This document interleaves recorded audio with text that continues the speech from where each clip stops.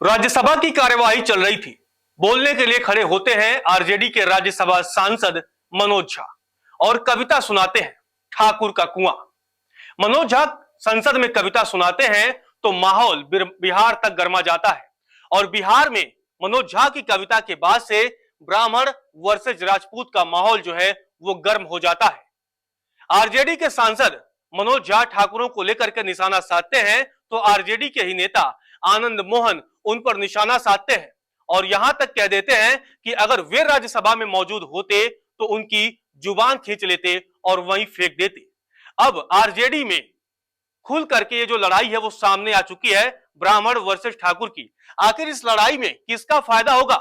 क्या Bharatiya Janata party RJD की इस लड़ाई का लाभ ले पाएगी या नीतीश कुमार को घाटा होगा, या फिर लालू यादव और आरजेडी की इसके पीछे की कुछ रणनीति है कि आखिर ब्राह्मण वर्सेज अगर ठाकुर की लड़ाई होती है बिहार में, क्योंकि आने वाले समय में लोकसभा के चुनाव हैं, उससे पहले अगर ब्राह्मण वर्सेज राजपूत का जो मामला है वो गर्माता है तो किसका फायदा होगा, किसका सियासी नफा होगा, किसका सियासी नुकसान होगा, इसको विस्तार से बताएंगे। इसके लिए हमें उन आंकड़ों को भी समझना जरूरी है कि आखिर बिहार में ब्राह्मण और राजपूतों की आबादी कितनी है, वोट फीसदी कितना है और किन किन जिलों में इनकी जो योगदान है, इनकी जो महत्ता है वो बढ़ जाती है। चलिए आपको हम बता देते हैं। बिहार में अगर ब्राह्मणों की बात की जाए तो गोपालगंज, कैमूर, दरभंगा और मधुबनी जिले में जो ब्राह्मणों की आबादी है वो ज्यादा है और देखा जाए तो पूरे बिहार में ब्राह्मण और राजपूत जो है वो 5-5% आबादी का हिस्सा जो है वो रखते हैं। यानी दोनों जातियों की जो आबादी है लगभग एक समान है, तकरीबन 5% है। अगर राजपूतों की बात की जाए तो आरा, औरंगाबाद, सारण, वैशाली, महाराजगंज और बक्सर जिले में राजपूतों की संख्या ठीक ठाक है और यहाँ के चुनावी जो हार जीत का जो समीकरण है वो राजपूत तय करते हैं, जबकि गोपालगंज, कैमूर, दरभंगा और मधुबनी में कहीं ना कहीं जो सत्ता की चाबी है, जो हार जीत की चाबी है, वो कहीं ना कहीं थोड़ा ब्राह्मणों के पक्ष में रहती है क्योंकि इनकी संख्या थोड़ी वहां ज्यादा है। ऐसे में हमें तमाम जो पिछले विधानसभा और लोकसभा के चुनाव रहे हैं उसको भी समझना जरूरी है क्योंकि इससे ये साफ हो पाएगा कि आखिर जो ब्राह्मण और राजपूत है ये किसका मतदाता रहा है। हालांकि आपको बता दें कि ब्राह्मण और राजपूत लगभग बीजेपी और जेडीयू के पक्ष में हमेशा खुल करके मतदान करता रहा है और गाये बगाए कभी कभी आरजेडी के पक्ष में भी राजपूतों और ब्राह्मणों ने ठीक ठाक मतदान किया है।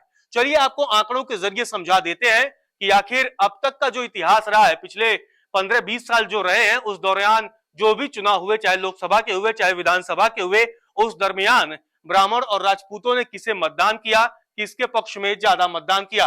तो सबसे पहले ब्राह्मण वोटों का गणित आपको समझा देते हैं। बात करते हैं 2000 के विधानसभा के चुनाव की। साल 2000 में विधानसभा के चुनाव होते हैं और जो है पार्टी बीजेपी के पक्ष में कुल 17% ब्राह्मण मतदाता मतदान करते हैं, जेडीयू के पक्ष में 24%, जबकि आरजेडी के पक्ष में 3% ब्राह्मण मतदाताओं ने मतदान किया था।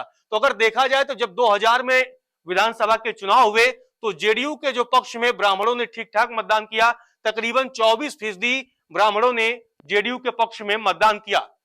वहीं 2000 के ही विधानसभा चुनाव में अगर राजपूतों को देखा जाए कि आखिर राजपूतों ने किसके पक्ष में मतदान किया, तो आप देखेंगे कि बीजेपी के पक्ष में 38%, जेडीयू के पक्ष में 8% और आरजेडी के पक्ष में 17% राजपूतों ने मतदान किया था। यानी अब आप देखेंगे कि कहीं ना कहीं बीजेपी के जो पक्ष में वो राजपूत मतदाताओं ने जब 2000 में विधानसभा के चुनाव हुए थे उसमें ठीक ठाक संख्या में वोट किया था, जबकि राजपूतों ने जेडीयू के पक्ष में कम मतदान किया। उससे दोगुना से अधिक आरजेडी के पक्ष में राजपूतों ने सन 2000 के विधानसभा चुनाव में मतदान किया था। यानी अगर आप देखेंगे तो राजपूत कहीं ना कहीं थोड़ा आरजेडी के पक्ष में ज्यादा दिखे, जबकि ब्राह्मण मतदाता आरजेडी के पक्ष में कम दिखे। वहीं बीजेपी के पक्ष में ब्राह्मण और राजपूतों का जो वोट बैंक रहा वो ठीक ठाक रहा। अब बात कर लेते हैं सन 2005 में हुए विधानसभा चुनाव की। 2005 में जब बिहार में विधानसभा के चुनाव हुए, सियासी बिगुल बजा तो बीजेपी के पक्ष में कुल 29% ब्राह्मणों ने वोट किया और जेडीयू के पक्ष में 37%, जबकि आरजेडी के पक्ष में 4%। यानी पिछले बार के मुकाबले आरजेडी के पक्ष में आंकड़ा बढ़ा, लेकिन जेडीयू और बीजेपी के पक्ष में ब्राह्मणों ने खुल करके मतदान किया और इस बार जो है वो ब्राह्मण मतदाताओं ने जेडीयू के पक्ष में ज्यादा मतदान किया, जबकि बीजेपी के पक्ष में महज 29%, जबकि आप देखेंगे कि जेडीयू के पक्ष में कुल 37% ब्राह्मण मतदाताओं ने मतदान किया था।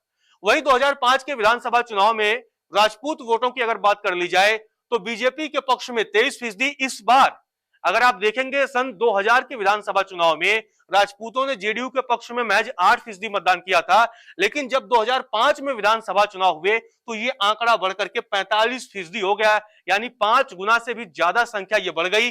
जबकि आरजेडी का जो आंकड़ा है 17% था सन 2000 के विधानसभा चुनाव में राजपूतों का वोट, और वो 2005 में घट करके 6% हो जाता है। यानी आप देखेंगे कि 2005 में राजपूतों ने जेडीयू के पक्ष में खुल करके समर्थन किया और आरजेडी के जो संख्या है, आरजेडी के वोट फीसदी में राजपूत के वोटरों की वो गिरावट देखने को मिली।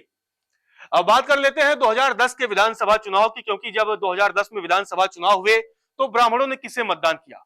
अब आप देखेंगे बीजेपी के पक्ष में 30%, जेडीयू के पक्ष में 25% और आरजेडी के पक्ष में 7%। यानी पिछले 2 बार के जो विधानसभा चुनाव हुए उसके कंपेयर अगर आप करेंगे तो आरजेडी की जो संख्या उसमें बढ़ोतरी हुई और बीजेपी और जेडीयू के पक्ष में भी ब्राह्मण मतदाताओं ने खुल करके मतदान किया। बीजेपी के पक्ष में 30%, जबकि जेडीयू के पक्ष में 25%। वहीं राजपूत वोटों की अगर बात कर ली जाए तो बीजेपी के पक्ष में 31%, जेडीयू के पक्ष में 26%, जबकि आरजेडी के पक्ष में 10%। अगर आप 2005 से कंपेयर करेंगे तो यहां तकरीबन 19% की गिरावट आपको देखने को मिल रही है कि जेडीयू के पक्ष में जब 2005 में विधानसभा चुनाव हुए थे तब राजपूतों ने तकरीबन 45% वोट किया था, लेकिन जब 2010 के विधानसभा चुनाव होते हैं तो यह आंकड़ा घट करके 26% पर आ जाता है। अब बात कर लेते हैं 2014 के लोकसभा चुनाव की, क्योंकि यह वो समय था जब केंद्र की सत्ता में बदलाव हुआ और नरेंद्र मोदी देश के प्रधानमंत्री बने। ऐसे में अगर बात कर ली जाए तो 2014 में जब लोकसभा के चुनाव हुए तो ब्राह्मण मतदाताओं ने किसे वोट किया। अगर आप देखेंगे बीजेपी के पक्ष में कुल 54% ब्राह्मण मतदाताओं ने मतदान किया, जेडीयू के पक्ष में 5%, आरजेडी के पक्ष में 10%। ये वो टाइम था जब जेडीयू ने बीजेपी से अपना गठबंधन तोड़ लिया था और बीजेपी अकेले चुनाव लड़ी थी। ऐसी परिस्थिति में बीजेपी के पक्ष में बिहार में ब्राह्मण मतदाताओं ने तकरीबन 54% मतदान किया, एक तरफा वोटिंग की, जबकि जेडीयू के पक्ष में 5% और आरजेडी के पक्ष में 10% मतदान किया। अब राजपूत वोटों की अगर बात कर ले तो बीजेपी को 2014 के लोकसभा चुनाव में 63% राजपूतों ने मतदान किया पूरे बिहार में। यानी ये आंकड़ा काफी अधिक है, एक तरफा है और बड़ी संख्या में यानी 63% लोगों ने 63% राजपूतों ने बीजेपी के पक्ष में मतदान किया, जबकि 8% राजपूतों ने जेडीयू के पक्ष में मतदान किया, 3% राजपूतों ने आरजेडी के पक्ष में मतदान किया। यानी अगर आप देखेंगे तो ये आंकड़ा जो है वो बीजेपी के पक्ष में और जेडीयू के पक्ष में अधिकतर रहा। पिछले अगर हम 2000 से बात करें और आज तक बात किया जाए जितने चुनाव हुए तो उसमें ब्राह्मण और राजपूत कहीं ना कहीं जो है उसका झुकाव बीजेपी और जेडीयू की तरफ रहा है। लेकिन अब जब आरजेडी के अंदर ब्राह्मण वर्सेस ठाकुर को लेकर के लड़ाई छिड़ चुकी है, मनोज झा एक तरफ है, दूसरी तरफ आनंद मोहन और तमाम ठाकुर नेता हैं जो खुली चुनौती दे रहे हैं। ऐसे में अब यह देखना दिलचस्प होगा कि जब अगले साल लोकसभा के चुनाव होंगे तो क्या बिहार में ये जो ब्राह्मण वर्सेस ठाकुर का जो पूरा राजपूतों का जो पूरी लड़ाई अब शुरू हो चुकी है, ये लड़ाई शुरू हुई थी संसद में एक कविता के जरिए और उस कविता के बाद मनोज झा ने वो कविता पढ़ी थी, उसके बाद अब आनंद मोहन ने खुल करके चुनौती दे दी है, यहां तक कि जीभ काटने की धमकी भी दे दी है। अब यह देखना दिलचस्प होगा कि आखिर ये जो पूरा माहौल एक बार से फिर से बिहार में ब्राह्मण वर्सेस राजपूत हो रहा है उसका लाभ किसको मिलता है। कहीं ऐसा ना हो कि आरजेडी के अंदर की लड़ाई का फायदा आने वाले टाइम पे बीजेपी को मिल जाए। हालांकि अब जब आरजेडी के अंदर ये पूरा विवाद चल रहा है, जेडीयू भी कहीं ना कहीं थोड़ी मुश्किलों में फंसती हुई नजर आ रही है। उसका कारण यह है कि जो आंकड़े ब्राह्मण और राजपूतों ने ठीक ठाक संख्या में हमेशा जेडीयू के पक्ष में मतदान किया है। ऐसे में क्योंकि अब जो नीतीश कुमार है उनकी पार्टी जो जेडीयू है वो सत्ता में है, आरजेडी के साथ गठबंधन में है। ऐसी परिस्थिति में अगर आरजेडी में ब्राह्मण और ठाकुरों को लेकर के लड़ाई होती है जो कि हो रही है, ऐसी परिस्थिति में कहीं ना कहीं नीतीश कुमार के लिए भी चिंता बढ़ने वाली है। और अगर ऐसा होता है तो आप देखेंगे कि 2024 के जब लोकसभा चुनाव होंगे उसमें ब्राह्मण और ठाकुर काफी हद तक अब किसके तरफ जाएंगे ये तो खैर आने वाला वक्त ही तय करेगा। नमस्कार, मैं हूं मानक गुप्ता। अगर आपको हमारा ये वीडियो पसंद आया हो तो इसे लाइक और शेयर जरूर करें और हां, हमें सब्सक्राइब और फॉलो करना ना भूलें ताकि आप देश और दुनिया की कोई खबर मिस ना करें। तो जुड़े रहिए हमारे साथ और देखते रहिए न्यूज़ 24।